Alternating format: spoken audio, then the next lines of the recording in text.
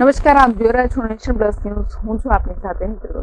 છોટાઉદેપુર જિલ્લાની 124 ગ્રામ પંચાયતો અને 60ની પેટા ચૂંટણી યોજાશે, જેમાં જિલ્લાની 5 ગ્રામ પંચાયતો સમરસ થઈ છે. છોટાઉદેપુર જિલ્લાની 124 ગ્રામ પંચાયતો અને 60ની પેટા ચૂંટણી યોજાશે. જિલ્લાની 5 ગ્રામ પંચાયતો સમરસ થઈ છે.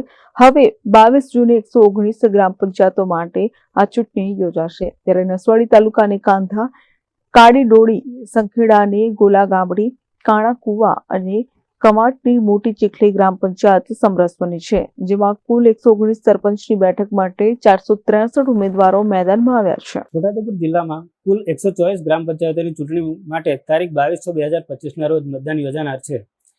તે પૈકી આજે ફોર્મ પરત ખેંચવાના છેલ્લા દિવસે 5 ગ્રામ પંચાયતો બિનહરીફ જાહેર થયેલ છે, જેમાં કવાંટ તાલુકાની મોટી ચીખલી ગ્રામ પંચાયત, નસવાડી તાલુકાની કાંધા અને કાડીડોળી ગ્રામ પંચાયત તેમજ સંખેડા તાલુકાની ગોલા ગામડી અને કાણાકુવા ગ્રામ પંચાયત બિનહરીફ જાહેર થયેલ છે અને 119 ગ્રામ પંચાયતોની ચૂંટણી યોજાનાર છે, જેમાં કુલ 463 સરપંચ પદ માટેના ઉમેદવારો હરીફાઈમાં છે અને જિલ્લામાં કુલ 60 ગ્રામ પંચાયતોની પેટા ચૂંટણી પણ યોજાનાર છે, જેમાં કુલ 16 ઉમેદવારો હરીફાઈમાં રહેલ છે. દક્ષેશ રાઠવા, નાયબ મામલતદાર, સ્થાનિક સ્વરાજ્ય ચૂંટણી, Chhota Udepur. Rehan Patel, nation plus news, Chhota Udepur.